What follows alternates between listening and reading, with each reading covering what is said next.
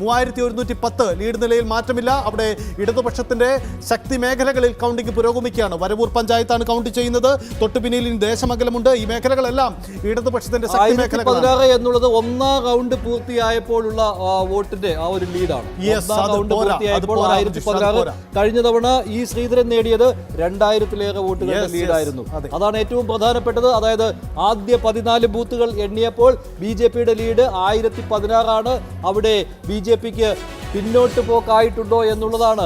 2021 സമാനമായ രീതിയിൽ 6000-ലധികം വോട്ടിന്റെ ലീഡ് പാലക്കാട് നഗരസഭാ പരിധിയിൽ നിന്ന് കിട്ടുമോ എന്നുള്ളതാണ്. ഒന്നാം റൗണ്ട് പൂർത്തിയായതുകൊണ്ടാണ് കുറച്ച് സമയം ഇപ്പോൾ നിൽക്കുന്നത്. രണ്ടാം റൗണ്ടിലേക്ക് കടക്കുകയാണ്.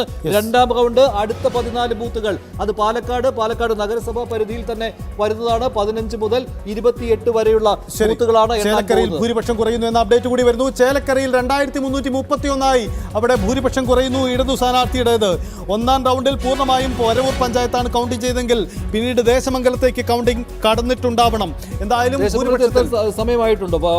വരവൂരിൽ തന്നെ ആദ്യ 14 വരവൂരിലാണ് വരുന്നത്. രണ്ടാമത്തെ വരുന്നതും 15 മുതൽ 28 വരെ ദേശമംഗലത്തേക്ക്. ആദ്യ റൗണ്ടുകൾ ഒരു റൗണ്ട് പൂർണ്ണമായും വരവൂർ, രണ്ടാം റൗണ്ട് പൂർണ്ണമായും ദേശമംഗലം. അത് അങ്ങനെ കൃത്യമായി ചെറിയ പഞ്ചായത്തുകളാണ്. അതുകൊണ്ട് ആദ്യ റൗണ്ടിൽ വരവൂരിൽ നേടിയ മേധാവിത്വം ദേശമംഗലത്ത് ഇല്ലാതാവുന്നു എന്ന സൂചനയുണ്ട്. കാരണം ഭൂരിപക്ഷം കുറയുന്നു. 2331 ദേശമംഗലത്തെ ഭൂരിപക്ഷം കുറയുന്നു എന്ന സാഹചര്യമുണ്ട്. ചേലക്കരയും സങ്കീർണമാണ് സാഹചര്യം. നമുക്ക് പറയാൻ അപ്ഡേറ്റ് എന്ന് പറയുന്നത് 1016 വോട്ടുകളുടെ ലീഡ് എന്ന് പറയുന്നത് ഒന്നാം റൗണ്ട് അവസാനിച്ചപ്പോൾ ഉള്ളതാണ്. ചേലക്കരയിൽ ഒന്നാം റൗണ്ട് കഴിഞ്ഞ് രണ്ടാം റൗണ്ട് എണ്ണുമ്പോൾ അതിനിടയ്ക്കുള്ള ഫലങ്ങൾ ഓരോ EVM മെഷീൻ എണ്ണാൻ എടുക്കുമ്പോഴുള്ള ഫലങ്ങൾ കൂടി അതിൽ ചേർന്ന് വരുന്നുണ്ട് അല്ലെ. ടാബുലേഷൻ കഴിയുമ്പോഴേ പൂർണ്ണമായിട്ടും രണ്ടാം റൗണ്ട് കഴിഞ്ഞപ്പോൾ എത്രയാണെന്ന് അറിയാൻ കഴിയുള്ളൂ. എന്തായാലും പാലക്കാടിന്റെ ചിത്രം 1016 1016 വോട്ട് പോരാ. കാരണം 1016 2000-ലധികം വോട്ടുകളുടെ ഭൂരിപക്ഷം 2021 ശ്രീധരൻ നേടിയെടുത്താണ് ഈ സാഹചര്യമുള്ളത്. അങ്ങനെയെങ്കിൽ ഇനി BJP അവകാശപ്പെടുന്ന ചിത്രത്തിലേക്ക് എത്തണമെങ്കിൽ അവർക്കുള്ള വീണ്ടും കുറഞ്ഞു 1890 കുറഞ്ഞിട്ടുണ്ട്. ചേലക്കരയിൽ എന്താണ് സൂചനകൾ? ചേലക്കര ചിന്തിക്കുന്നത് എങ്ങനെ? 1890 വോട്ടുകളായി ഇടതുമുന്നണിയുടെ ഭൂരിപക്ഷം കുറയുന്നു.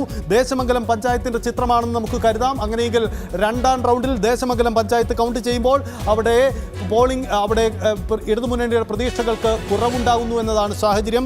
അതാണിപ്പോൾ സംഭവിച്ചുകൊണ്ടിരിക്കുന്നത്.